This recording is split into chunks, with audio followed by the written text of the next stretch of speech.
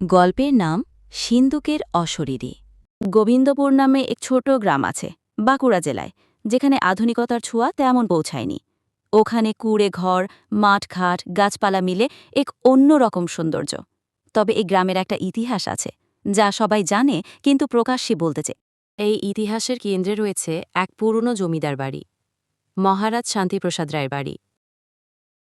শোনা যায়, একবার শান্তিপ্রসাদের বিশ্বাসঘাতক ভাই তার সমস্ত ধনসম্পদ লুট করে পালাতে যায়।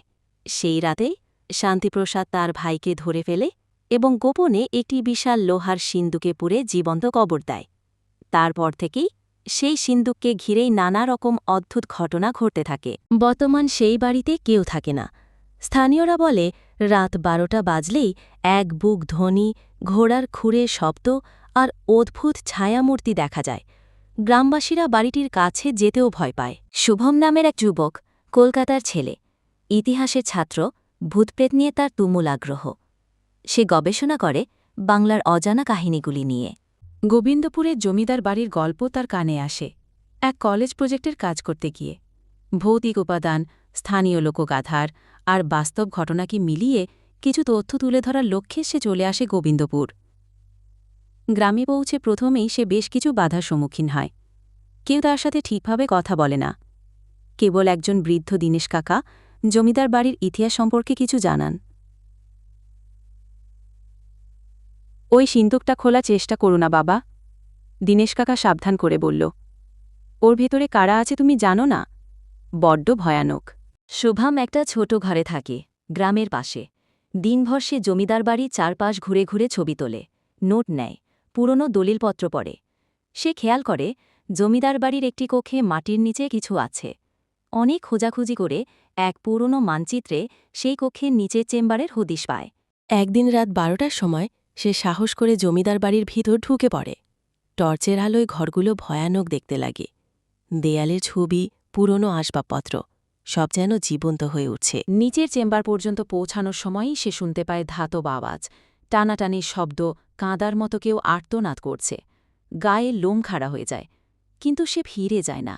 চেম্বারে সে এক বিশাল লোহার সিন্দুক দেখতে পায়, প্রাচীন মরচে ধরা, কিন্তু অদ্ভুতভাবে তালাটা ঝুলে আছে খুলে যাবার মতো অবস্থা। ভম সিন্দুকটি খোলার সিদ্ধান্ত নেয়। সে ভাবে প্রজেক্টের জন্য এই প্রমাণটাই যথেষ্ট, কিন্তু সিন্দুক খুলতেই যেন সময় থমকে যায়। ভেতর থেকে হঠাৎ করে কুয়াশার মতো ধোঁয়া বের হয়, আর সাথে সাথে একটা কণ্ঠস্বর, তোরা আবার ফিরলি। এরপর সে দেখতে পায় এক ছায়ামূর্তি, মুখ নেই, কিন্তু শরীরে রক্তের দাগ। সেই মুহূর্তে তার দম বন্ধ হয়ে আসে। ছায়ামূর্তিটি ধীরে ধীরে তার দিকে এগিয়ে আসে। শুভম জ্ঞান হারিয়ে ফেলে। সে কলকাতা ফিরে গিয়ে রাজস্ব দপ্তরে খোঁজ করে জমিদার শান্তিপ্রসাদের পারিবারিক ইতিহাস। জানা যায়, তার ভাই গোপনে ইংরেজদের সাহায্যে জমিদারির সমস্ত সোনা পাচার করতে চেয়েছিল এবং ধরা পড়ার পর শান্তিপ্রসাদ তাকে নিজের হাতে মেরে ফেলে। তবে অদ্ভুত ব্যাপার, মৃত্যুর পর থেকেই শান্তিপ্রসাদের পাগলামির লক্ষণ দেখা দিয়েছিল। কাগজপত্রে লেখা আছে, সে প্রায়শই আমি নিজে অভিশাপ্ত বলত। এইসব জেনে শুভম সিদ্ধান্ত নেয় সিন্দুকটিকে স্থায়ীভাবে বন্ধ করে তার উপরে ধর্মীয় ক্রিয়া করতে হবে। সন্ন্যাসী, পুরোহিত ও গ্রামবাসীদের সাথে মিলিয়ে সে একটি যজ্ঞের আয়োজন করে। যজ্ঞের দিন সন্ধে থেকেই আকাশ কালো হয়ে যায়। অন্ধকার, বৃষ্টি আর বজ্রপাতের মধ্যেই তারা শুরু করে অনুষ্ঠান। সিন্দুকটি সামনে রেখে মন্ত্রোচ্চারণ শুরু হয়, আর তখনই আশেপাশের গাছপালা নড়াচড়া করে ওঠে। হঠাৎ সেই ছায়ামূর্তিটি আবার দেখা যায়, তবে এবার তার মুখে কষ্টের অভিব্যক্তি। মন্ত্রের এক পর্যায়ে ছায়ামূর্তিটি হাওয়ায় মিশে যায়, আর সিন্দুক থেকে ধোঁয়া বেরিয়ে আকাশে উঠে যায়। সেই মুহূর্তে শান্তি নেমে আসে। গোবিন্দপুর আবার স্বাভাবিক হয়। জমিদার বাড়িটি সংস্কার করে স্থানীয় সংগ্রহশালা বানানোর পরিকল্পনা হয়।